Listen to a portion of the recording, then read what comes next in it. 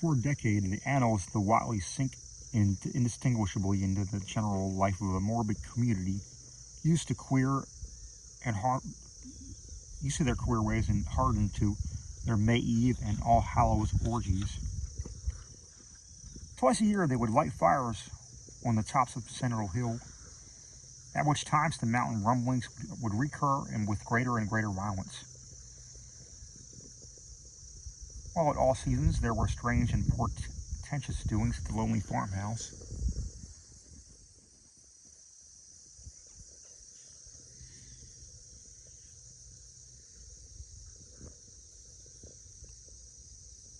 In the course of time, callers professed to hear sounds in the sealed upper story when all the family were downstairs, and they wondered how swiftly or how lingeringly a cow or bullock was usually sacrificed.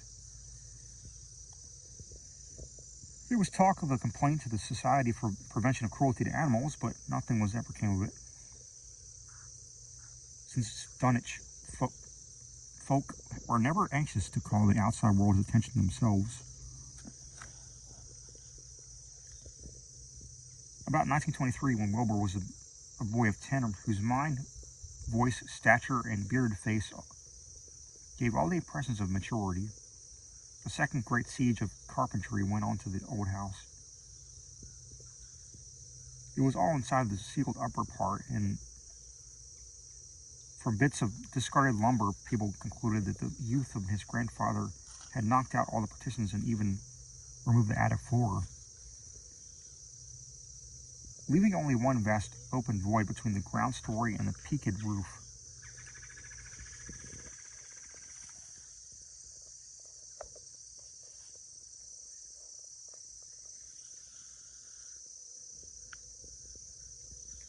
They had torn down the great central chimney, too, and fitted the rusty range with a flimsy outside tin stovepipe. In the spring after this event, old Watley noticed the growing number of whippoorwills that would come out of Cold Spring Glen to chirp under his window at night. He seemed to regard the circumstance as one of great significance, and told the loungers at Osborne's he thought his time had almost come. "They whistle just in tune with my breathing now," he said, "and I guess they're getting ready to catch my soul. They know it's a going out, and we don't calculate to miss it. You'll know, boys, arter I'm gone. Whether they get me or not. If they do, they'll keep us singing and laughing till a break of day. If they don't, they'll kinder quiet down like. I expect them and the souls they hunt for have some pretty tough tussles sometimes." On Lammas night, 1924, Dr. Houghton of Aylesbury was hastily summoned by Wilbur Watley, who had lashed his one remaining horse through the darkness and telephoning from Osborne's in the village.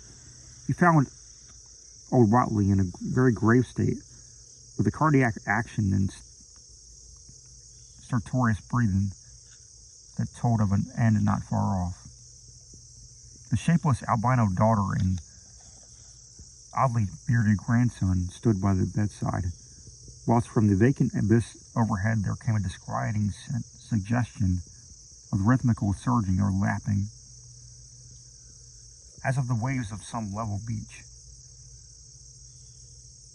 The doctor, though, was chiefly disturbed by the chattering night birds outside, a seemingly limitless legion of whippoorwills that cried their endless message repetitions, timed diabolically to the wheezing gasp of the dying man. It was uncanny and unnatural. Too much, thought Dr. Hoffman.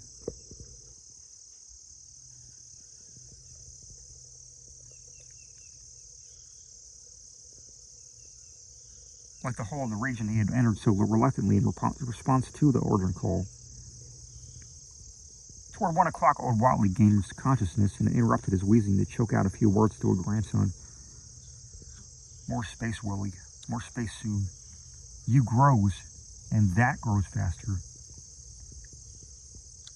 It'll be ready to starve ye soon, boy.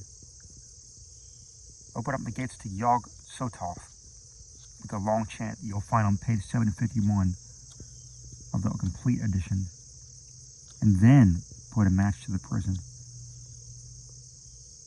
Fire from earth can't burn it nohow."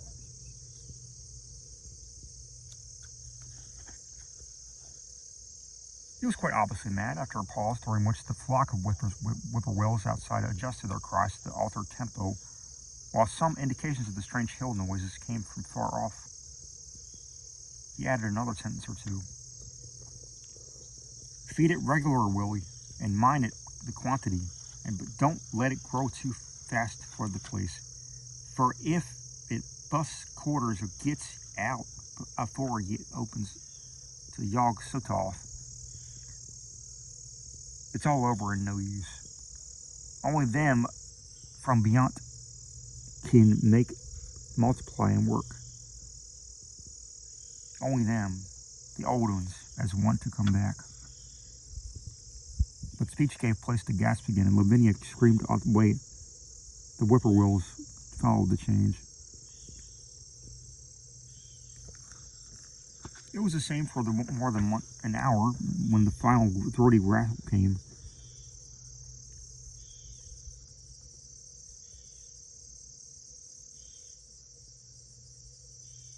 Dr. Houghton,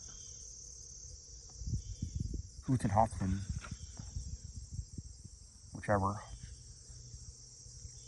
drew shrunken lids over the blazing gray eyes. The tumult of birds faded imperceptibly to silence.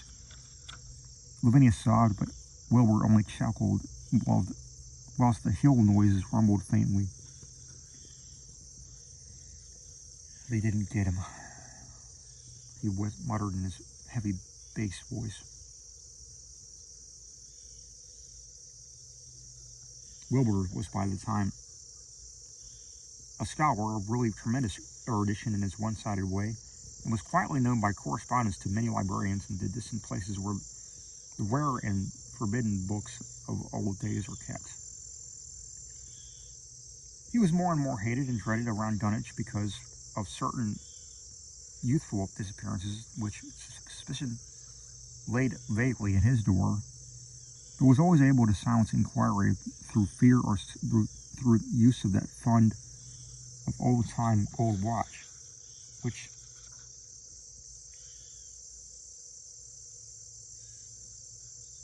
still at his grandfather's time went forth rarely and increasingly for cattle buying.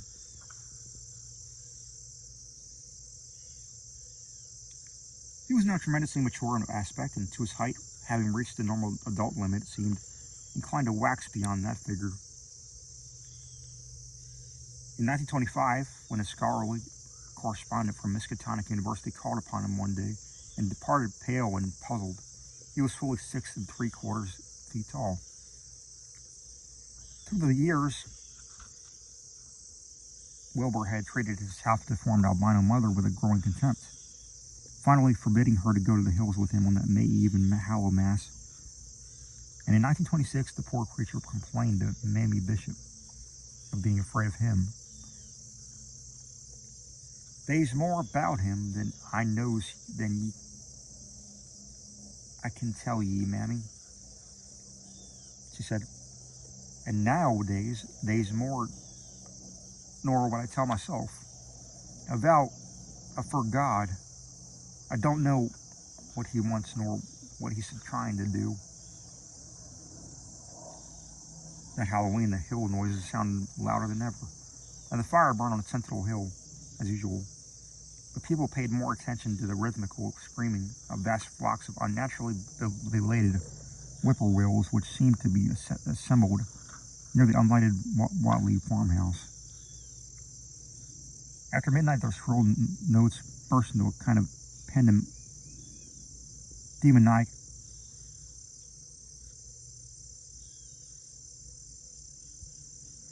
cachinnation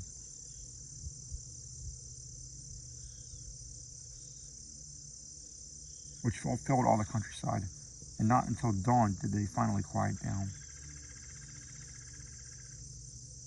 And they vanished, hurrying southward when they were fully a month overdue.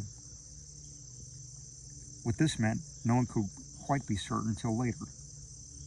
None of the country folk seemed to have died, but poor Lavinia Watley, the twisted albino, was never seen again.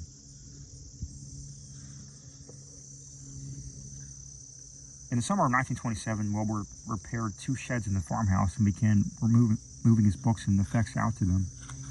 Soon afterward, Earl Sawyer told loungers at Osborne's that more than carpentry was going on in the Watley farmhouse. Wilbur was closing all the doors and windows of the ground floor and seeming to take all out partitions as he and his grandfather had done upstairs 4 years before. He was living in one of the sheds, and Sawyer thought he seemed unusually worried and tremulous. People generally suspected him of knowing something about his mother's disappearance, and very few ever approached his neighborhood now. His height had increased to no more than 7 feet, and showed no signs of ceasing its development.